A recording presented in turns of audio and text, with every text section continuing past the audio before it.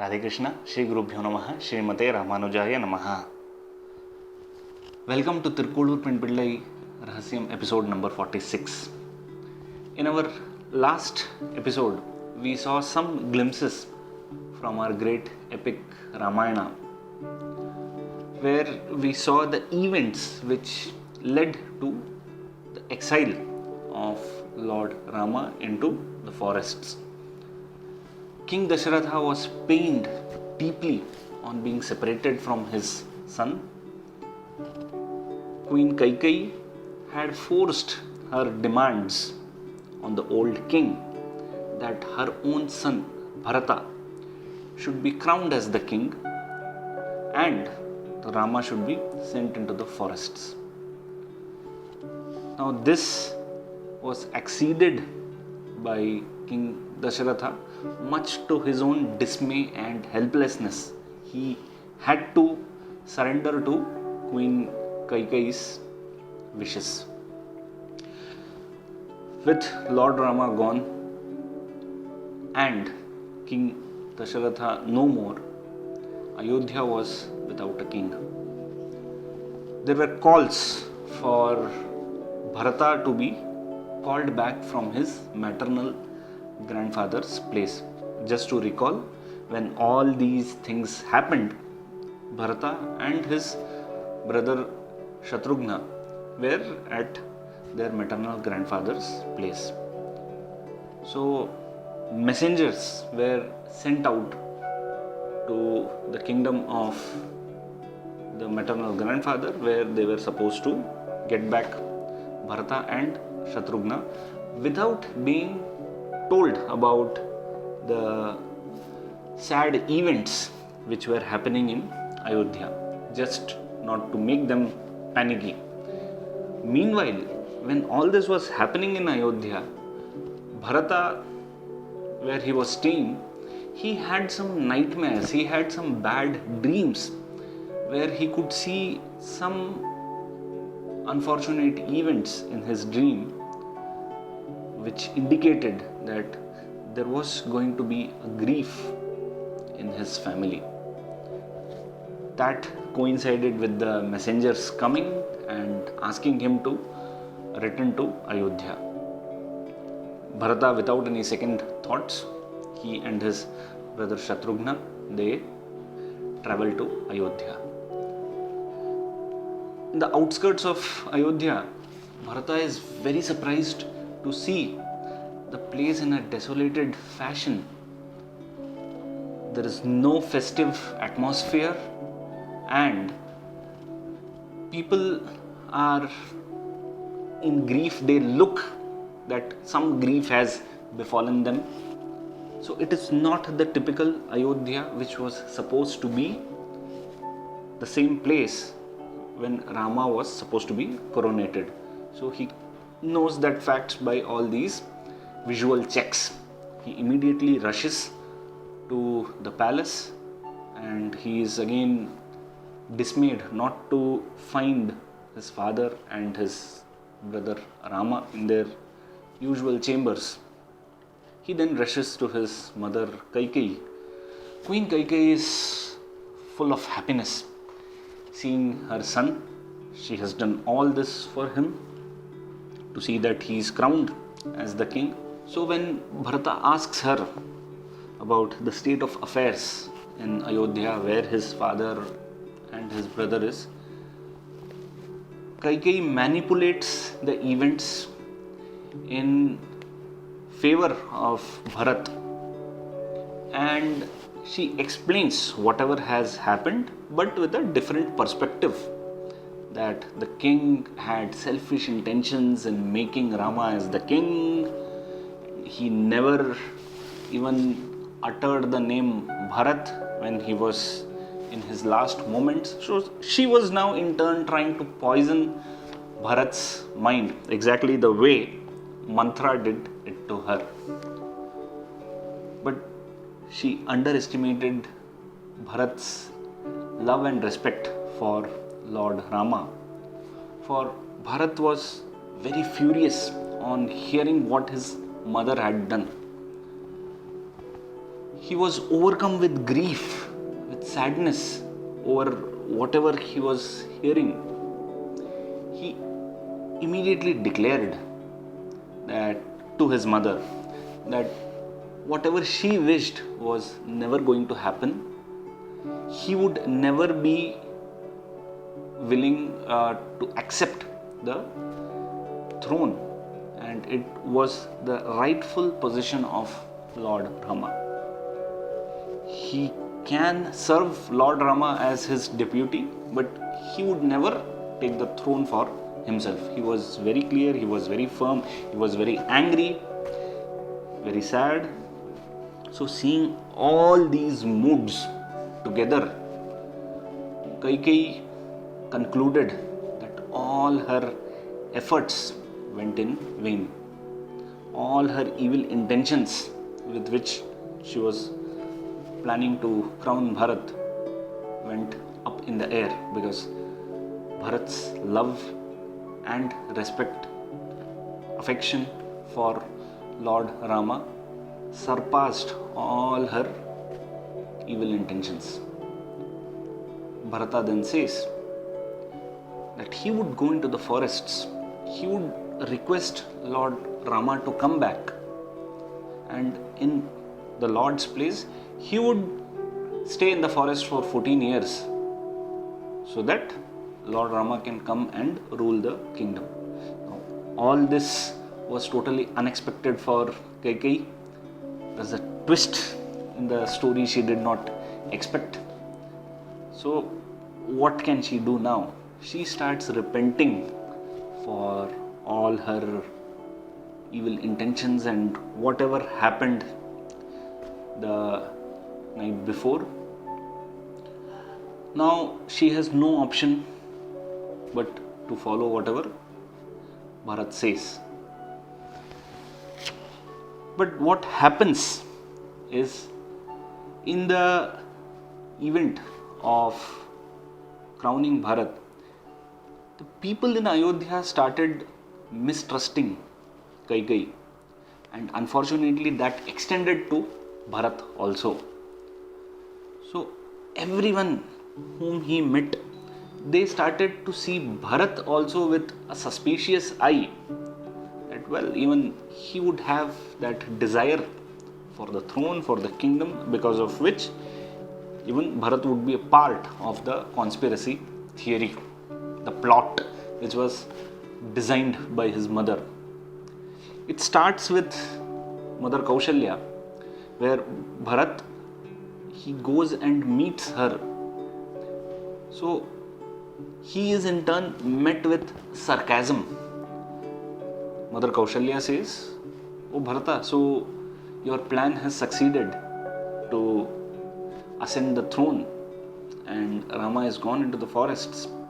Bharata is pained deeply to hear these words, because he was innocent, he was never a part of this plan, and to hear this from Mother Kaushalya, the mother of Lord Rama, he explains it in equally painful words that he was never a part of this, and in fact he is planning to go into the forests and ask Lord Rama to come back. Hearing that, Kaushalya gets some relief, and she is convinced that Bharat is indeed innocent. Now he has a lot of ministers and the subjects in Ayodhya to pass through who look him with suspicious eye. But when Bharata explains again and again what his real intentions are, some people start believing him, and since he declares that he is going into the forests where the beloved Lord Rama is staying, many people join him on the journey to the forest. So Bharata, sage Vashishta, the three mothers, and a lot of people of Ayodhya follow Bharat. And Bharata along with his army, because he is the so-called king now, so the army is there to protect him. So they go up to a particular place. They reach a place which is the point where the river Ganges has to be crossed, because the forest where Lord Rama went was across the other side of the river. So Bharata needs help for him and his entire group to cross the mighty Ganges. That is when he takes the help. He meets Guha, who is a chief of a local tribal group there, and he is a dear friend of Lord Rama. In fact, he also helped Lord Rama in his mission to go into the forest. That will be a subject of another Bhakti Rahasyam. So when Bharat asks for help, even Guha suspects him. He says, okay, I will tell you where the Lord is, but may I know your real intentions? You are coming with such a huge army. Are you going to wage a battle with your brother? Again, for Bharata it is deja vu. He goes on explaining what his real intentions are. Guha, satisfied, he arranges for boats to carry the entire group across the river. He also gives directions, that because previously he had helped Rama, Sita and Lakshmana to cross the Ganges, and he knew that Rama was staying in sage Bharadwaj's ashram. So he directs Bharat and his group to go to sage Bharadwaj's ashram, where he could find his brother. So the group reaches sage Bharadwaj's ashram. There Bharata and Vashishta first go to meet the sage to pay the respects. That's where another shocker awaits Bharat, where even sage Bharadwaj suspects him. He asks him why he wants to meet the Lord. So imagine the situation of Bharata. Everyone, literally from his subjects, from his stepmother Kaushalya to Guha and now to the learned sage, question him about his intentions. He feels that it is better to die rather than lead such a life where he has to explain these people that he had no real intentions and he was himself a victim of a conspiracy plot planned by his mother. He explains that to sage Bharadwaj. Sage Bharadwaj says that he knows about Bharata's innocence, giving Bharata some relief, and he was just asking this as a mere formality. Thank God, at least there was someone who trusted Bharata and he asked it just as a matter of fact. Then sage Bharadwaj arranges for a feast and stay for the entire group that night, because Lord Rama, from that place, he has moved to another place called Chitrakuta. So sage Bharadwaja says that he will give directions to reach Chitrakuta, where Bharata can find Rama, and they stay the night in the sage's ashram. The next day they make a move to Chitrakuta, where Bharata indeed finds his brothers and his sister-in-law. But even before he meets them, there is one more person who suspects him, who is none other than his own brother Lakshmana. How this happens is, when this entire group is coming, now it's a big group, there is an army, there would be horses, elephants, so definitely there was some sound and noise around. Rama asks Lakshmana to check the source of this sound. Lakshmana immediately climbs up a tree and gives the information that there is a big army coming. So Rama asks Lakshmana to see the flag, if he can notice if there is some familiarity as to whose army it would be. Lakshmana is surprised to see it is their own flag.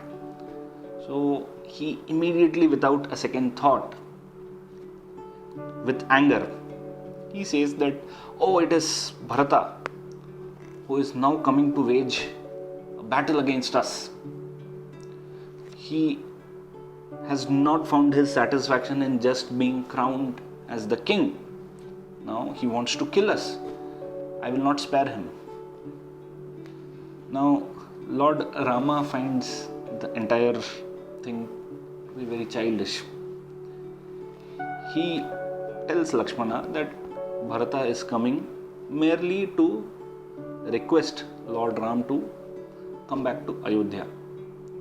And again, Lord Rama, he is not happy with the way Lakshmana behaved. So Ram knows that Bharata is really what his real intentions are, and to show Lakshmana how great Bharata is, he says, Lakshmana, if the kingdom, if the throne is the only thing in your mind, you tell me, I will tell Bharata, he will hand over the kingdom to you peacefully, you go and rule.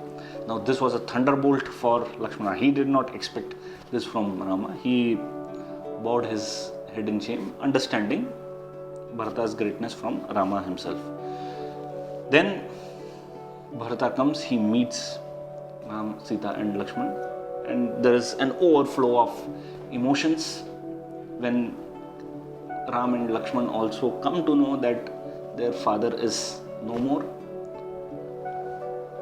They perform the last rites together, and there is a deep conversation going on where Bharata explains that he is no real successor to the throne and Rama should come and rule. Rama, he is duty bound.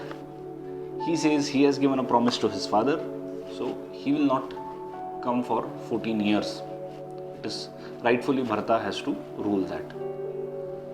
So here it was a plot where the four brothers had equal access to the kingdom. Anybody could have ruled, but there were these four who did not want to rule it.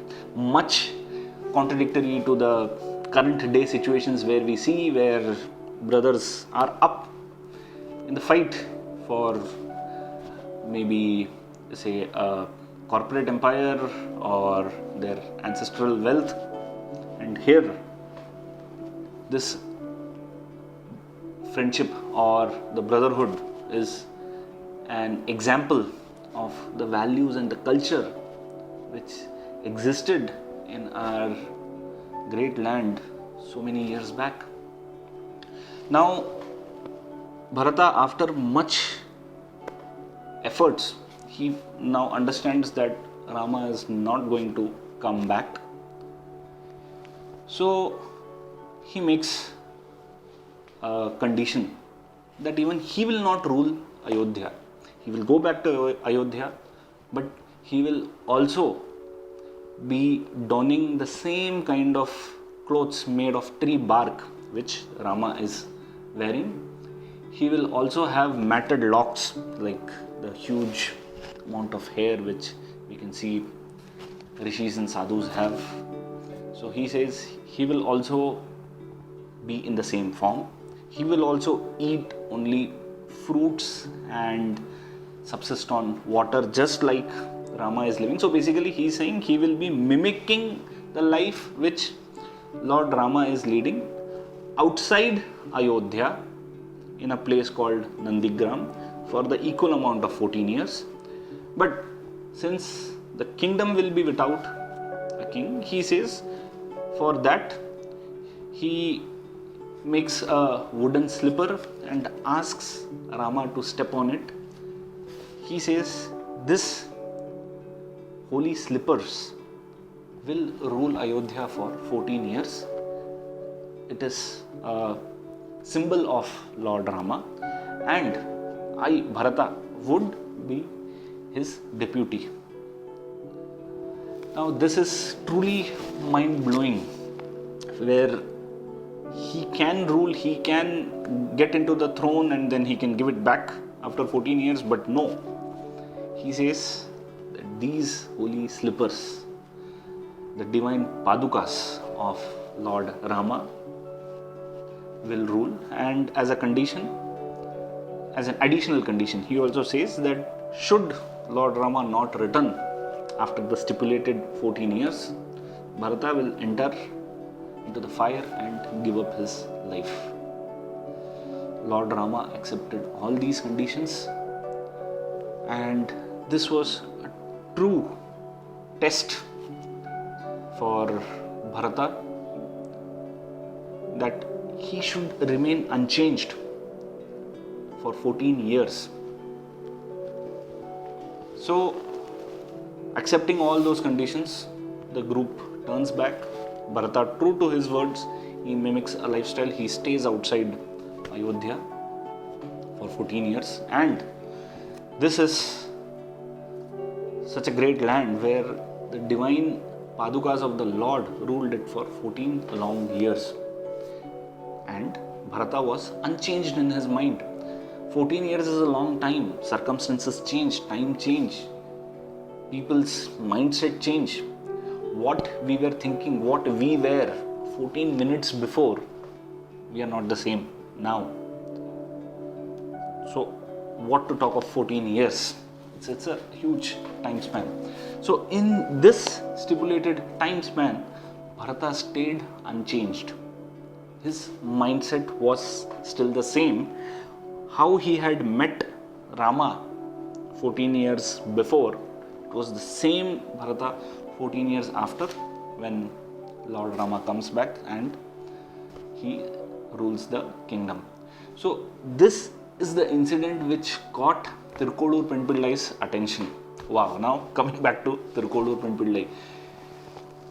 She compares herself with this devotion, with this characteristic of Bharata, where he remained unchanged. His position was the same for 14 years.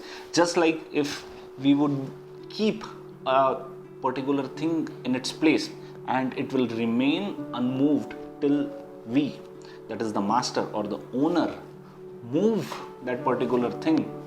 It was the same case with Bharata.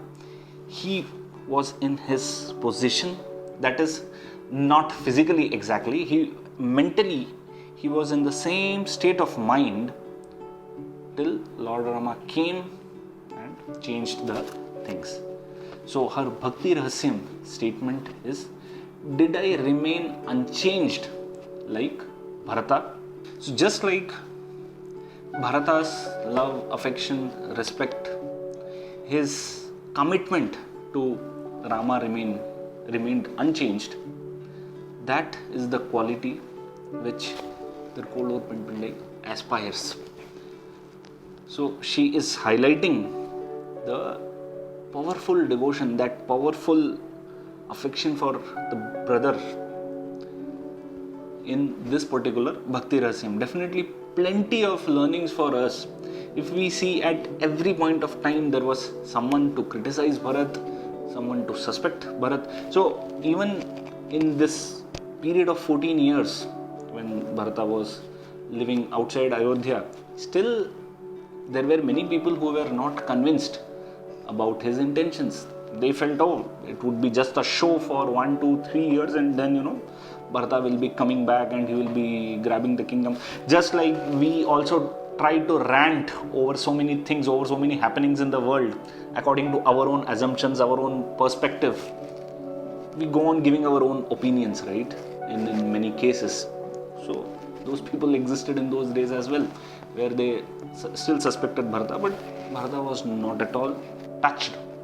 Or he overcame all these criticisms, he overcame all these suspicions with his mind truly settled on the Lord.